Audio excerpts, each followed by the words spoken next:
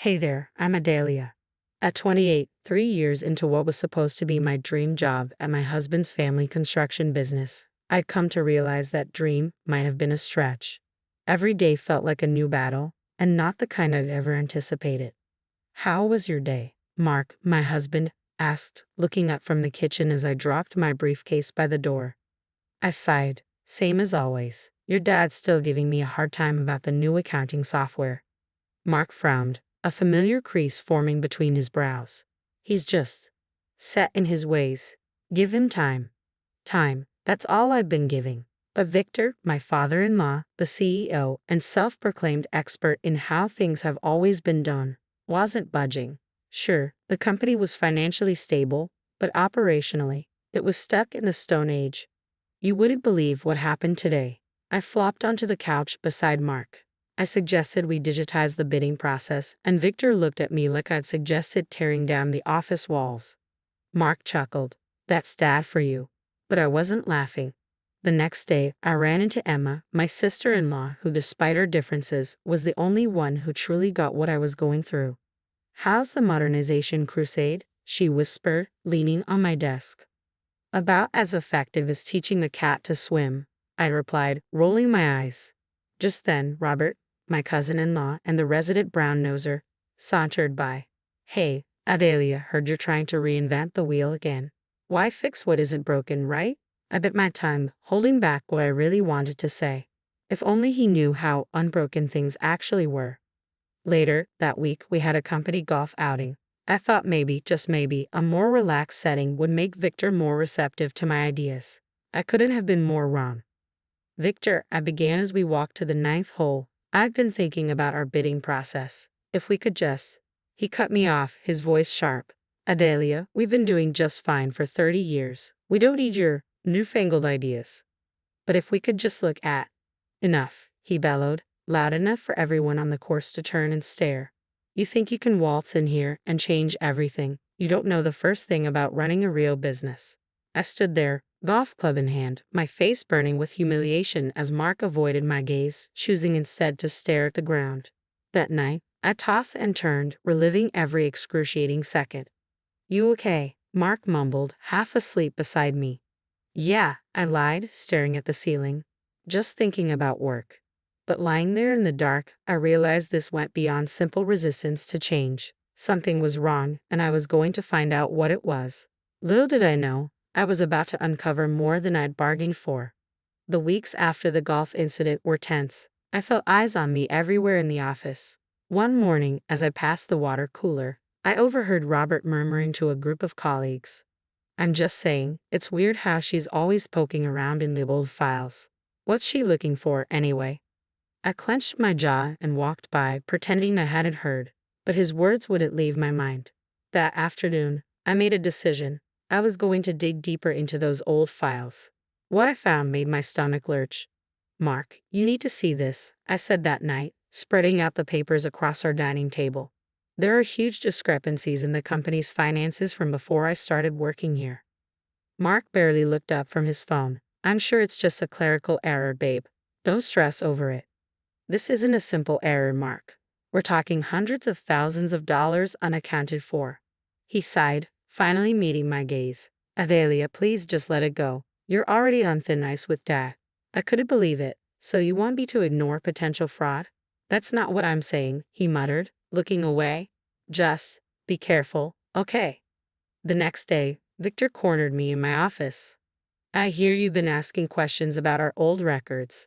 I was just double-checking some figures, making sure everything matches up. Your job, he snapped, is to manage current finances, not dig up the past. Stick to your own work. From that day on, Victor's hostility escalated. He demanded hourly updates, questioned every decision I made, and started CCing Robert on all our email exchanges. Then, one evening as I was working late, as Victor's raised voice cut through the walls of his office, I crept closer, curiosity getting the best of me. You promised this wouldn't be traced back to us, he hissed, each word dripping with tension. My heart raced. Missing funds? This was bigger than I'd ever suspected, and I knew I couldn't face it alone. The next day, I found Emma in the break room. Em, I need a favor, I said, my voice low. Can you help me access some of the really old financial records? She raised an eyebrow, glancing around. The ones in the storage room. Why? I can't explain right now, but it's important. Please. She hesitated, then nodded. Okay, but be careful. Dad's been on the warpath. Later that week, we gathered for a family dinner at Victor and Martha's house. The tension was thick, and Victor's glares kept landing on me. Finally, he slammed his fork down, making everyone jump. I can't take this anymore, Adelia. What's your endgame here? Excuse me, I asked, taken aback. Don't play dumb, he snapped. The questions, the snooping. Are you trying to take over my company? The room fell silent, everyone watching me. I glanced at Mark, hoping for support, but he just stared at his plate. Victor, I'm just trying to do my job, I said, trying to keep my voice steady. Your job? He scoffed. Your job is whatever I say it is, you ungrateful.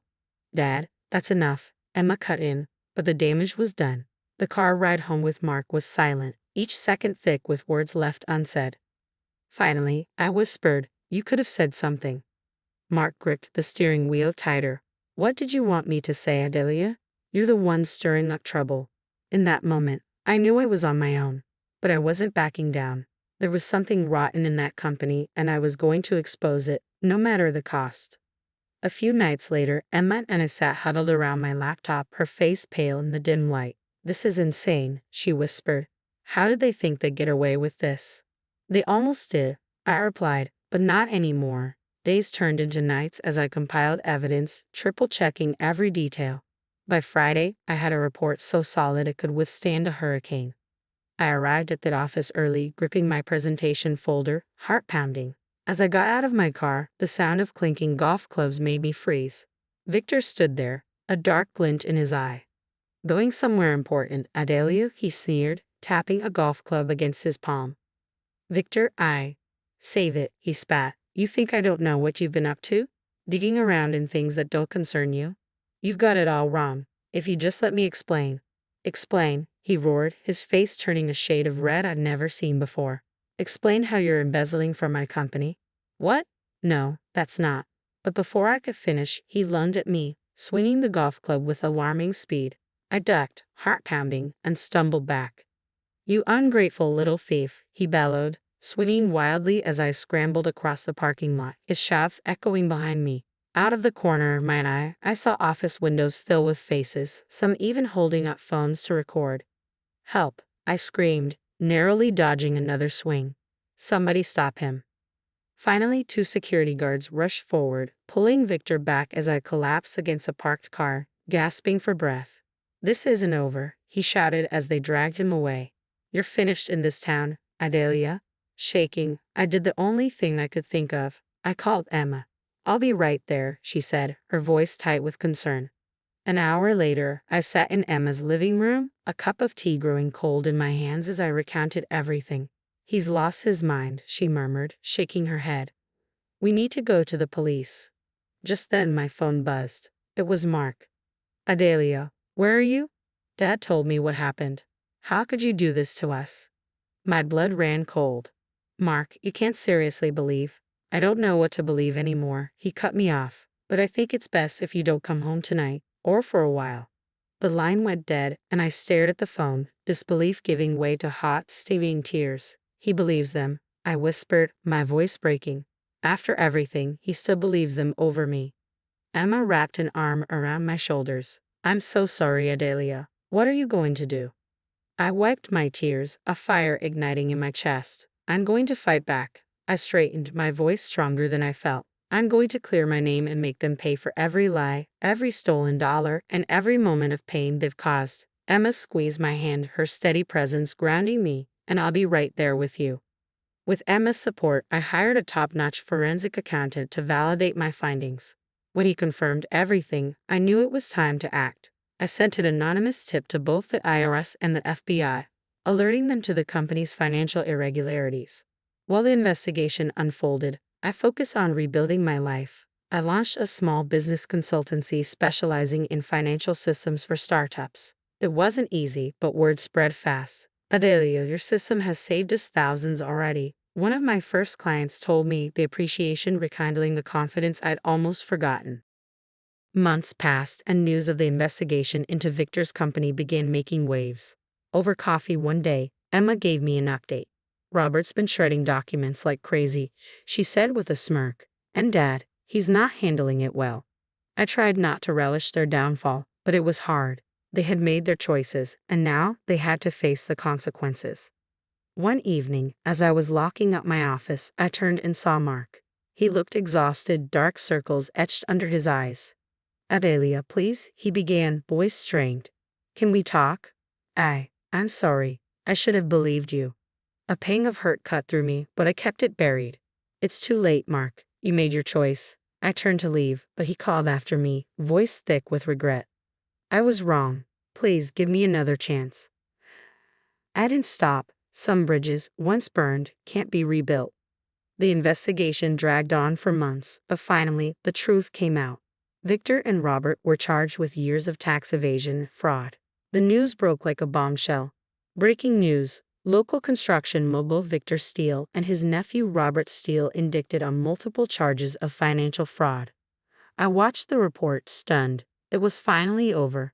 The next day, Emma called me in tears. "Dad's had a heart attack. He's in the hospital," she said, voice trembling. Meanwhile, the company teetered on the brink of bankruptcy under the weight of the penalties. As they fell, my business flourished. I had built a small but dedicated team, and together, we were helping other businesses avoid the very pitfalls that had taken down Victor's empire.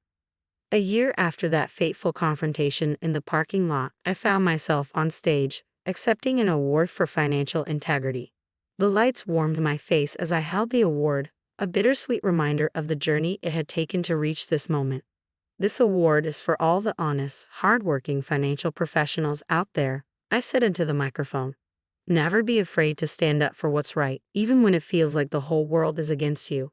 As I stepped off the stage, my phone buzzed with a news alert: Victor and Robert Steele sentenced in landmark fraud case.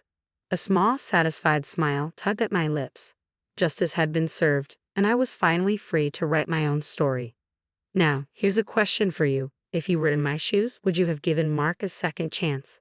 When does betrayal become unforgivable? And is there ever a point where family no longer comes first? Share your thoughts in the comments below. Your stories and opinions could help someone else facing the same dilemma. If you enjoyed this story and want to hear more like it, hit that like button and subscribe to our channel. Your support helps us continue sharing stories of resilience and justice. Thanks for watching, and I'll see you in the next video.